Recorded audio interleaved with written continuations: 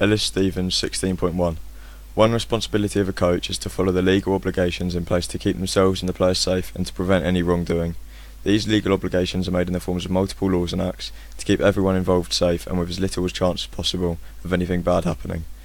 One part of this is the duty of care that anyone who takes part in any form of coaching needs to be aware of when players/athletes are under their care. This duty of care means that the coach must take any and all reasonable measures to ensure that in set circumstances the player/athlete is able to safely take part in the sporting activity, and that the coach must avoid any behaviour that could cause any possible harm to anyone involved. For example, in football, the coach must ensure they know about any previous or current injuries and illnesses so they can decide whether they can safely take part. Another point involved in the legal obligations is to do checking prior to the sporting activity to ensure everything is safe to proceed, and that if it's not, then relevant changes are made.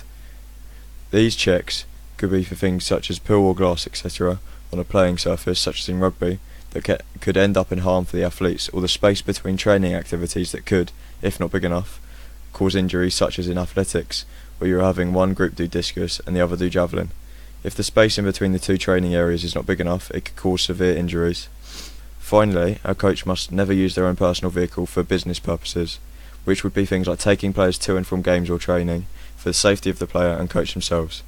If the coach wants to take the players to and from matches and training, they would need to use a business vehicle, for example a minibus, and alongside this have the correct licensing and also have insurance to be able to legally drive this vehicle. This applies for any and all sports, and so it doesn't matter whether you're driving a team full of cricket players to a match or taking a single tennis player to and from a competition.